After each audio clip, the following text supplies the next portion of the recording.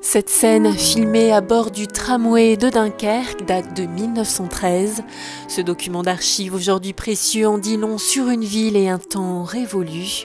Celui de la belle époque avant la Grande Guerre, période plutôt joyeuse à laquelle les archives municipales de Gravelines rendent hommage avec son exposition Gravelines et la belle époque. Dans la commune, le tramway n'est pas présent, mais les transports utilisés entre 1870 et 1914 sont diversifiés.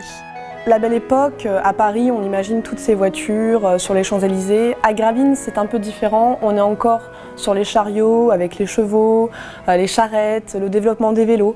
Il va falloir attendre quand même quelques temps pour avoir les premières voitures. Donc c'est vraiment encore sur des transports plutôt ruraux, comparé aux grandes villes qui ont vraiment le développement avec les tramways, la gare.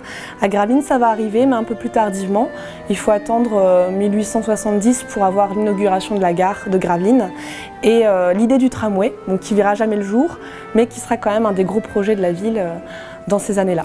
Le développement des bains de mer et des plaisirs de la plage donne à voir des scènes insolites et cocasses. Au début 1900, c'est quelque chose de nouveau et c'est surtout la bourgeoisie qui va à la plage pour profiter dans les cabines avec des grandes tenues. Et donc on arrive de Paris, on arrive de Lille en train et arrivé à la gare de Gravelines, elle est un petit peu excentrée de la plage, donc il faut trouver un moyen pour aller jusqu'à la plage.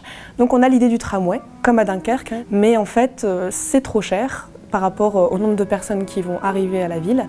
Donc du coup, on va plutôt prendre des charrettes, des chevaux, des transports jusque Petit-Fort-Philippe, jusqu'à la station de la plage. Gravelines et la belle époque est un voyage à travers ces transports qui fera le bonheur des férus d'histoire et des nostalgiques.